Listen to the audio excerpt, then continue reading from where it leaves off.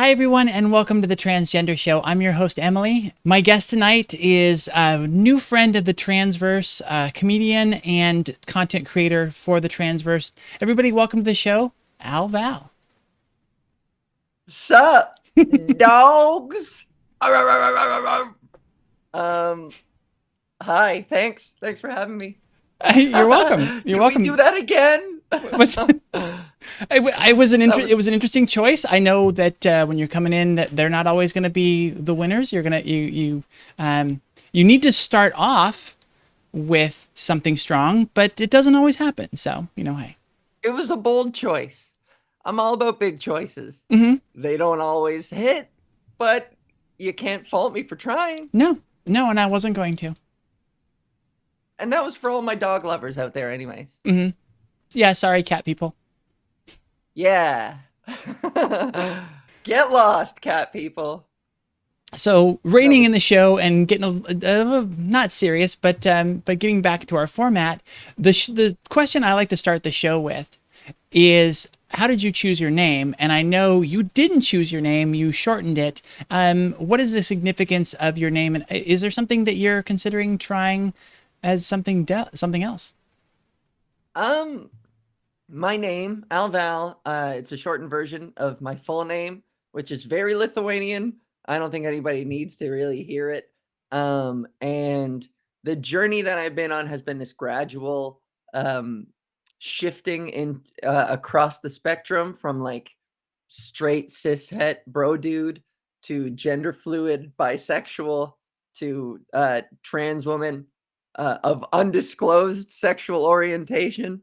And so like it's my whole career I've gone by Ava Val, and it just always felt suitably gender neutral so I could just sort of explore the middle space. And now all my friends call me Val. So it feels like I've never really had to change anything, especially because I've been doing stand up for 16 years, and like once you have a name that sticks, you might as well stick to the name, you know what I'm saying? Yeah. When did you realize that that transgender was the term that applied to you? You kind of alluded to a second ago the long journey it took for you to get there. Let's start at the end with that. When you realized that transgender is what you are, and then we'll work backwards from there. So after I came out as gender fluid, I really ineloquently called myself like a cross dresser, a gender bendy. Sometimes I just called it my gender thing because I was too afraid to put any kind of labels on it. Mm. And in doing so, like confront it within myself. You know what I mean? It was always sort of approached with this air of, I'm a crazy guy. I'm out there, man. You know, very non-committal. And so there wasn't one precise aha moment, I would say, because my journey has been one of a million short little steps and a million short little realizations. And so it was seriously, especially when it sort of became more relevant to my comedy, like every night taking off my makeup at the end of the night and feeling that sort of heartbreak, just the emotional roller coaster that it was to put on the makeup and superficial as they are, to put on the female appearance and go out and feel amazing and then come home and to take it all off. I just started becoming more increasingly aware of how that felt. And so it was a slow realization that like, maybe this is a real serious thing for me that I want to pursue permanently. Mm. And, you know, coincidentally, alongside that, I was talking to a lot of trans women that just made me feel like it was the right decision. So I don't have one aha moment. It was just like a lot of really sad ones at the end of the night. Just taking off my makeup in the bathroom. Yeah, I feel like I'm sure some listeners can relate to that. No, I think that's incredibly relatable. I think that as you're exploring and as you're trying to figure yourself out, we go through a lot of identities. I identified as a cross-dresser for a long time, and yes, that is sort of a period that I look back on with I try not to look back on too much of it with shame. It was what I knew and what I was able to cope with at the time. I totally agree. there's just so much to the exploration that you have to try things out, and there's a lot of trial and error. Yeah. Yeah, and there's no point in retroactively shaming yourself for not being as wise and as well equipped as you are now. Like we only use the language that we know, and we only operate on the amount of knowledge that we have at the time. So Mhm. like I too called myself a crossdresser for so long, and for so long I I never dreamed and it would get any better for me. Once you got to that point of starting to accept yourself, and you came out as a crossdresser and went through various identities and then decided, okay, I'm trans. What were some of the keys to that journey for you? I gotta say it was a pretty massive revelation. While it was like an early cross-dressing thing, it was hard to distinguish between whether it was a fetish or if it was something a lot more significant and identity based. And so I gotta say, the first event that I went to, it was called Girls' Night Out, and girls was spelt with a U, of course. Classic, dude. Um, and so I went to one of these GNOs for short, and I expected because it was organized through FetLife, so I kind of expected it to be this sort of like a fetish party, but it ended up being like I met some trans women who sort of finally opened my eyes to possibilities beyond just something sexual, because everything that I had been exposed to up until then, everything was like, you know, pornographic and caricatures of trans women, like everything that was represented on TV, they were always murder victims or sex workers or something like that. There was always this attachment to the sexual, Yeah. where that's sort of just what I was sort of trained to think. There was this, they were inextricably linked together. And so that first GNO, meeting trans women and befriending them Mhm. and sharing common interests beyond anything remotely sexual, was just an eye-opening experience, because it humanized trans women for me. I never had that until that night. It's kind of baked into stories like those. The shame is in the DNA of those stories. So how do you not internalize that when every piece of exposure you have to anything remotely trans is laced with shame, you know? Mhm. Very hard to undo. Yeah. What was the process for you of coming to terms with the fact that you are trans? You've decided that you get to that point where you learn that that's the term that applies to you. What was that process for you of actually coming to terms with it and accepting it fully? Um, hmm. I've only been on hormones for 2 years, so it was a recent realization. It was 2 years ago, and, it was just it was more of what I was describing, like an accumulation of wanting to present as femme more and more often, and recognizing, just reflecting enough to recognize when I'd gone long enough without, and what that was doing to my mental health and self-esteem. And, um, again, yeah, I don't know if I can identify any one particular aha moment, but there were several just leading up to my decision to transition, that it was just, uh, sometimes with alcohol, sometimes without, but, like, sitting alone with myself. I think there's something really profound about just staring yourself in the eyes, in the mirror, with no judgment, no no as quiet an inner monologue as you can manage, and just sort of looking into your own eyes and feeling what you feel and observe, and just looking at yourself.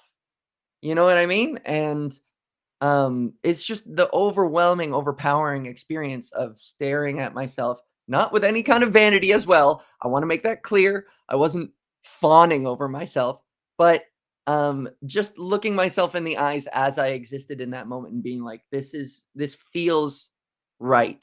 And I want to stop vacationing in this feeling. I want to live here. What was your process Yeah. for coming out then? Mine is really the more with every question that you ask, the more I realize just how fucking gradual it all was. And just like my coming out process was really just one person at a time, painstakingly, conversation after conversation. And I mean, it was a series of even revisiting conversations and being like, "Hey, you know how I told you that I was like gender fluid? That's not a thing anymore." And like just updating people, just checking in. I have more news for you, and they'd be like, "Oh God," and I'd be like, "Yep, it's what you think it is." Little Charmander's evolving into a fucking Charizard.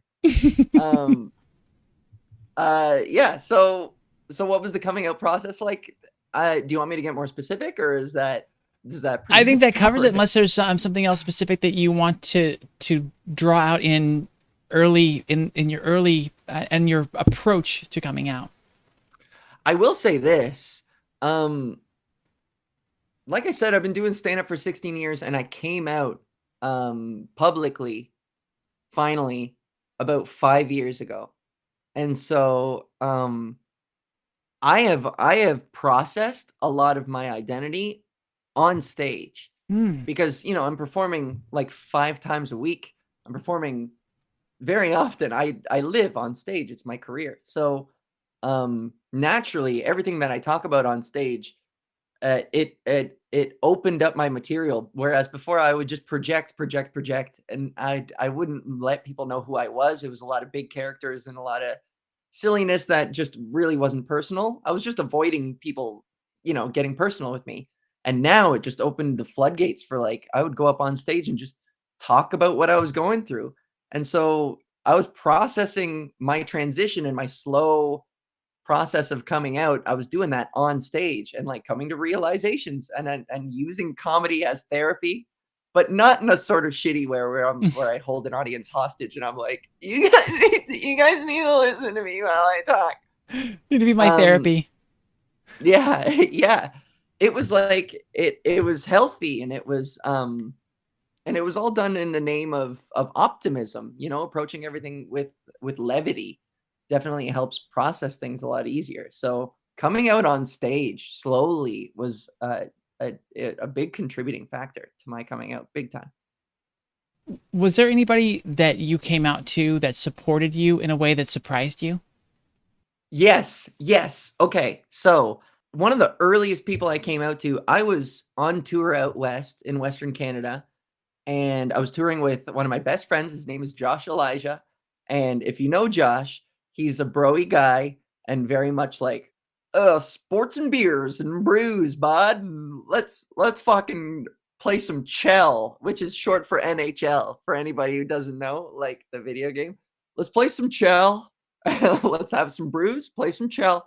And so I always figured like, I knew he had a good heart, but I always figured that it would just make him so uncomfortable and it would be so outside of his wheelhouse that it would sort of break our relationship.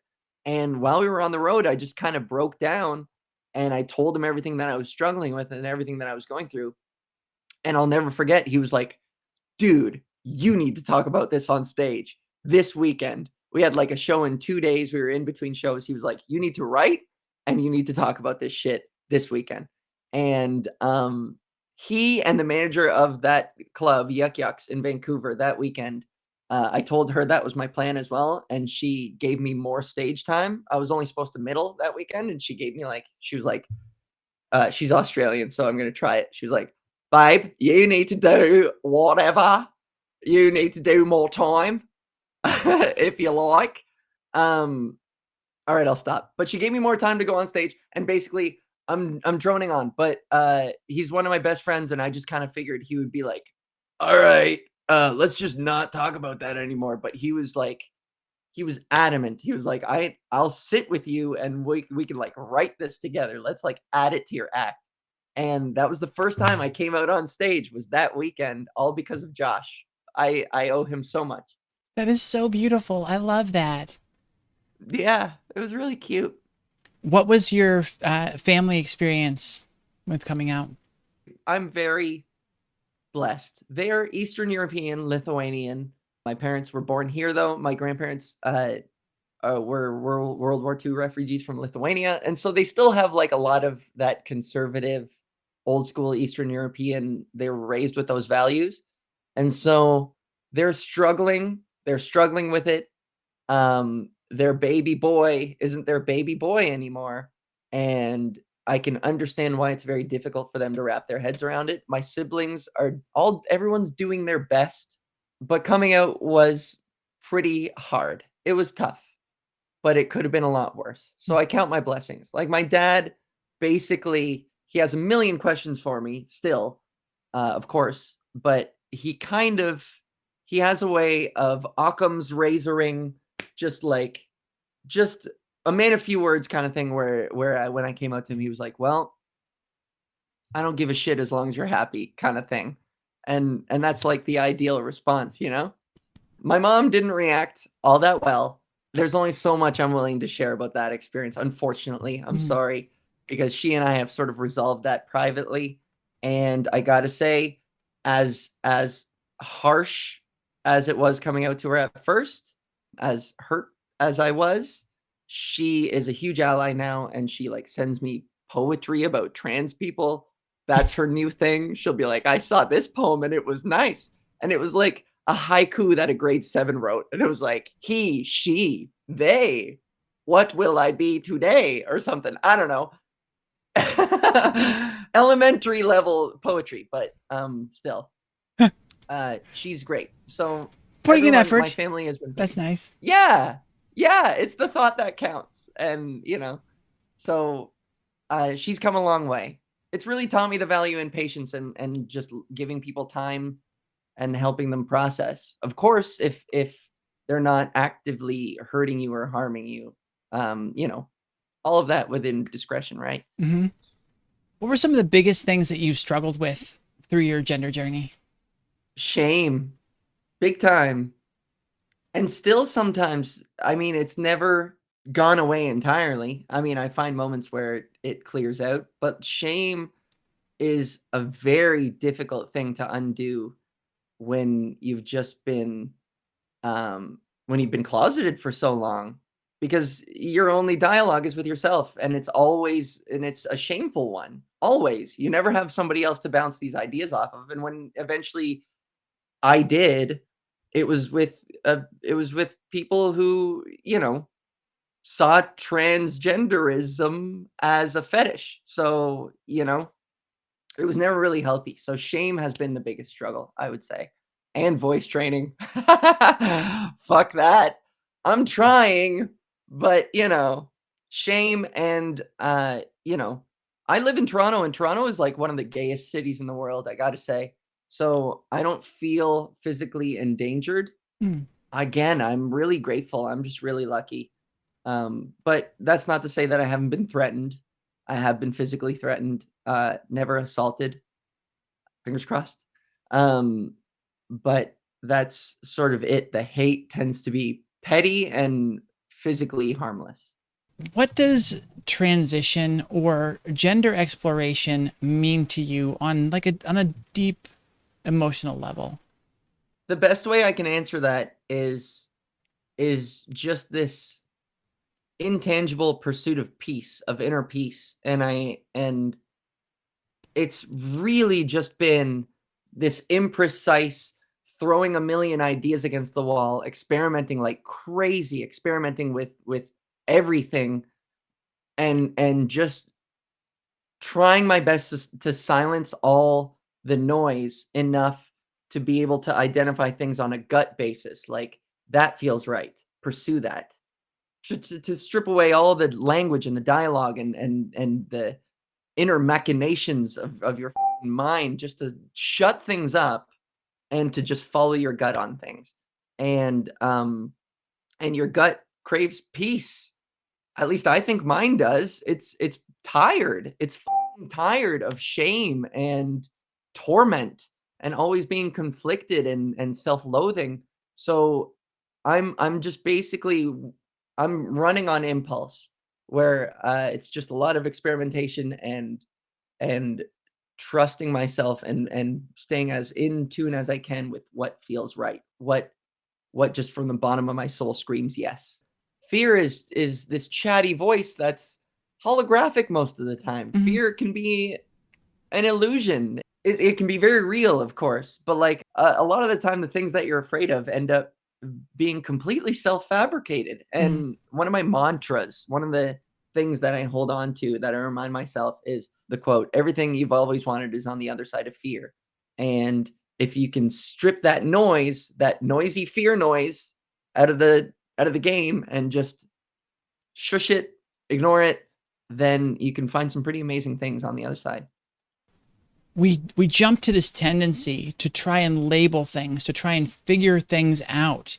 And in labeling and trying to figure things out, we're automatically putting constraints on and Mhm. forcing it to be more narrow. And I think that was the benefit that both of us saw at that period in our transition of just not worrying about it, not trying to define it, not trying to label it, let it be and see what it is. And I think that was one of the most significant parts of my journey. What sort of changes have occurred in your goals as you've moved through your transition, as you've moved through your journey? Like how have your goals shifted? I don't have a lot of foresight. I don't really plan things ahead of time. I'm an agent of chaos and impulse, big time.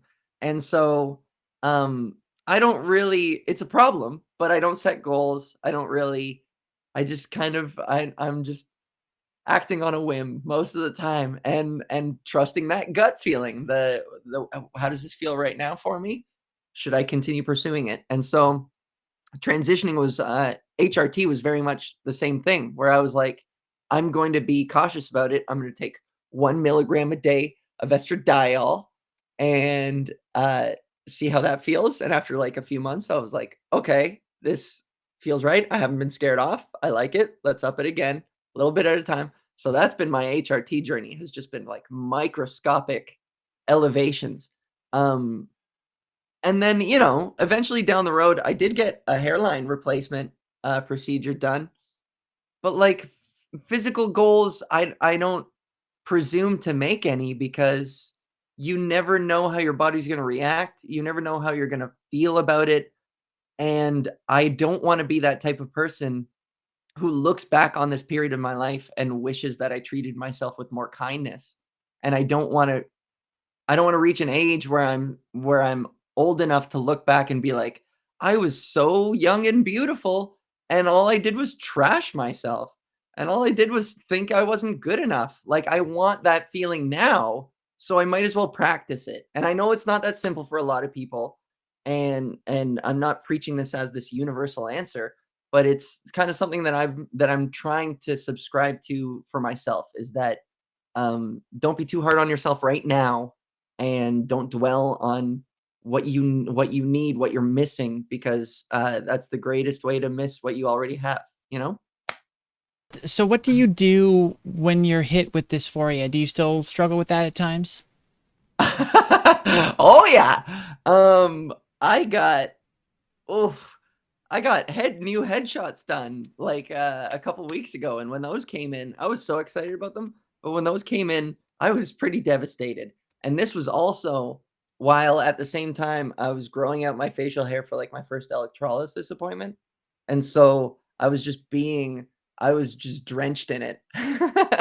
I was like, I was just so triggered by everything. Mm. And so that one was especially bad. That was a bad episode, but it still happens all the time. I feel like it sort of has its ebbs and flows where, I go through stretches where I'm really feeling myself, and then there are others where it just feels like nothing's fucking working.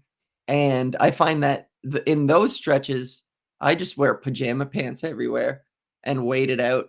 I just I wear my frumpiest pajama pants, and then maybe at one point I'll look at myself in the mirror and be like, just the way they bunch up in the ass area, I'll be like, "Okay, maybe she's got hips," and then that'll, like, help me out of the rut, you know? Bunchy pajama pants. I recommend it. to any of my trans femmes out there who experience this dysphoria, get some bunchy ass pajama pants. The frumpiest you can find that are really big in the ass. Is there anything that you feel you've been able to accomplish because of the fact that you're trans, because you've gone through this journey? Oh my God. My stand-up career, I gotta say, significantly benefited from my coming out. And like you can ascribe a lot of it to being part of this niche marginalized group, and not the comedy landscape being pretty slim on trans comedians. There's a market for it if you want to be really intellectual about that. But like I think more importantly than that, it unlocked this new artistic expression for me. And like I said, I stopped being such a who cares projection of a broy dude and started telling people what I was going through and humanizing it. And I think all of these things are really important. And I don't claim to be any sort of a mouthpiece for the trans community at all, but I like to think that the work I'm doing is helping humanize and add levity to us as a community. And so I think I'm onto something just by being honest. I think it's honesty that resonates with people. What do you think is your favorite thing that you've learned through your journey, either about yourself or the world around you? I'll describe a very profound moment I had, and it kind of goes back to what I was already talking about. There was a time period last summer where I was burning out. I was overloaded with work. I was working all day writing for this TV show, and then at night I was part of this festival that was demanding way too much of me and not paying me enough. And like I felt like I was being torn apart. And besides all that, I was also going through a shitty dysphoric spell. And so it was just morning to night for like 2 weeks was this waking nightmare. And then finally, at the sort of tail end of the 2-week period, I I was taking off my makeup. It was at the end of a gig or something like that. I was home and I had my hair up in a messy bun. I had my fucking frumpy pajama pants on, just frumpy as hell, getting ready for bed. Makeup like lazily half taken off, still some like blacks in the corners or whatever. And there was this moment where I was feeling especially bleak about the world and about myself and my prospects. And I caught myself in the mirror. I caught a glimpse and I just stared at myself for a very long period of time. It was like this unspoken conversation that I needed to have with myself that was like, why are you so cruel to me?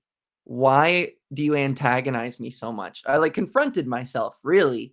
It was like, you need to change your inner dialogue and you need to be kinder to yourself, because in that moment I saw a woman for the first time in my life, viscerally, in my soul, in my heart, in my body. I actually saw her in all her frumpy glory.